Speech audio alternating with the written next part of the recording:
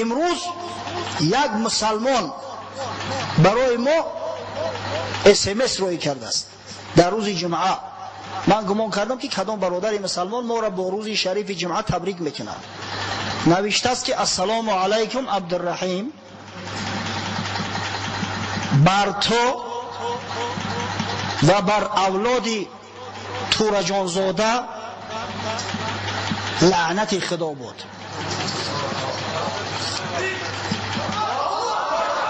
ببینید برای چی؟ برای عقیده اتون که عقیده شما عقیده ماتوریدی است. هرچند میگم که همین بدگهرا را سخنای قبیح نگم، اما ببینید چی کار میکنن. این همون کژدمای زیر بوریا هستند، هر لحظه را استفاده برده و نش میزنن. این جوان مرد نیست که غیرت نداره، مردی نداره که مثلا روبرو بیاید روبرو گپ زنه. بعد تلفنش کشت است بدبخت.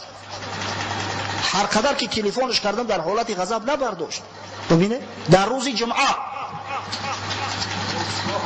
این به سعادت احمق عقل فراست نداره.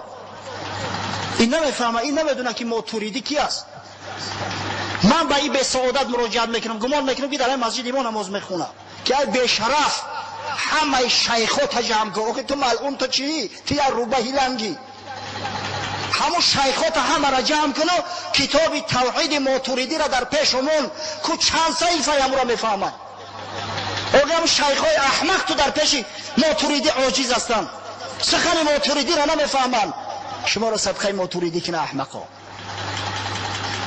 شما را صدقه آدمگری کنه، پروردگار زبان تخش کنه.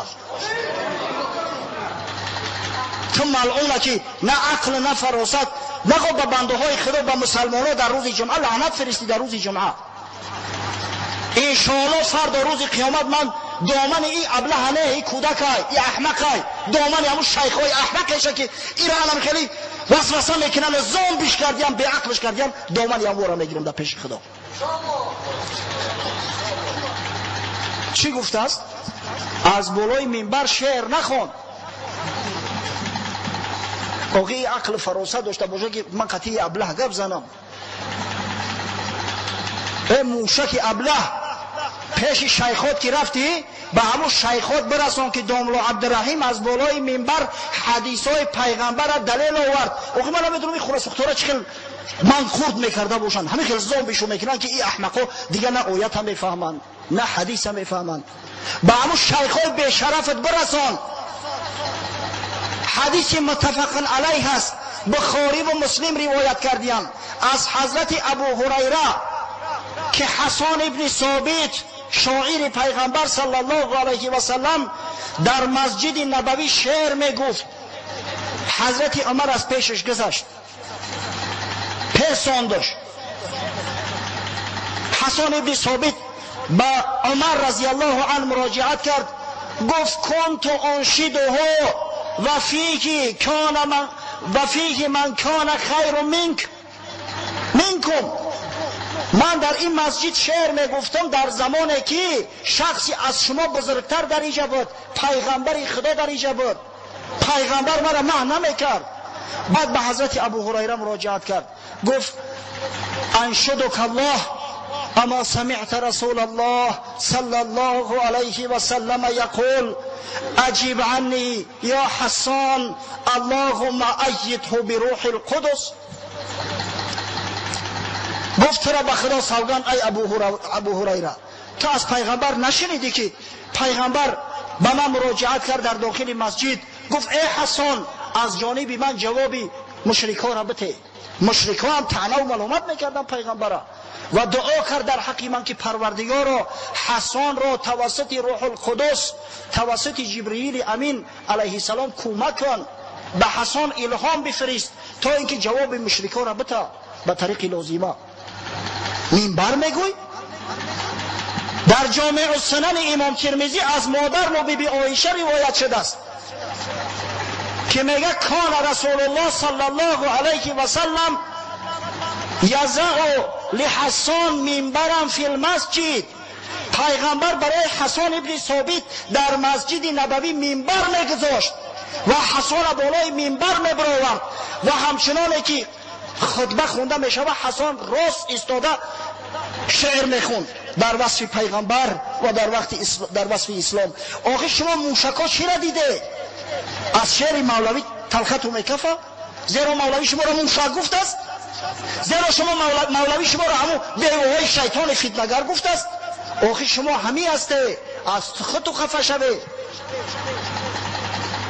من حیرانم به این بی‌سعادت‌ها چی بگم. در سنن امام نسائی و در سنن امام ابو داود به اسناد حسن صحیح روایت شده است که پیغمبر صلی الله علیه و سلم در هنگام عمره قضا در گرد خانه خدا، این مسجد نبوی بود، اکنون من برای شما مثال مسجد حرم هم میارم، وقتی که طواف میکرد به یک روایت عبدالله ابن ابی رواحه و به روایت دیگر کعب ابن مالک که هر دو صحابه های پیغمبر هستند، پیش پیش پیغمبر قدم میزدند، پیش پیش قدم میزد، شعر میخوان: خلو بنی الکفار عن سبیله، خلو بنی الکفار عن سبیله، اليوم نضربكم على تنزیله، ضربا یزیل الهام عن مقیله و یذهل الخلیل عن خلیله. میگفت ای کافر بچه ها، سری راه پیغمبره که شعر خدا از خالی کنه که امروز با تنزیل با قرآنی که بر محمد نازل شده است چنان ضربه مرگاور بر شما میزنیم که کاسه خانه سرتون از سرتون جدا میکنه و پدر از فرزندش جدا میکنه. حضرت عمر مراجعت کرد، گفت یا ابن رواحه بین یدی رسول الله صلی الله علیه و سلم و فی حرم الله تقول الشعر.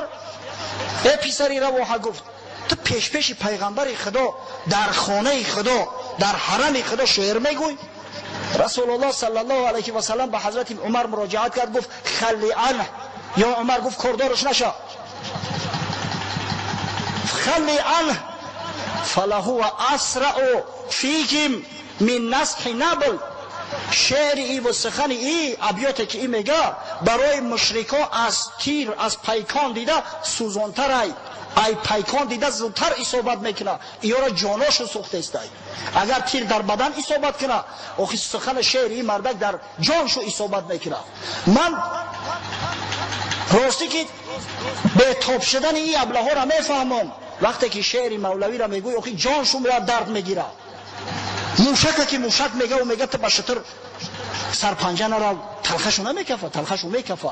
اما از خود تو گیله کنه ای بی سعادتو، مرد باشه، بیای مرحمت راهی ما کشاده است، من رنگ شما پنهان نمیشم، من رنگ شما تلفن من نمیکشم، نوجوان مردو غیرت داره، بیای من پاسخ سوال شما را بتم. اما باز تاکید میکنم که فردا روز قیامت از همون مردمی که این ابله همان قرد کردیان احمقش کردیان در پیش خدا حق طلب میکنم. انشاءالله دست در دامانشو میزنم، حق طلب میکنم. اگر نماز خونده باشن، روزه گرفته باشن، از این به سعادتو میزنم بگیرم انشاءالله.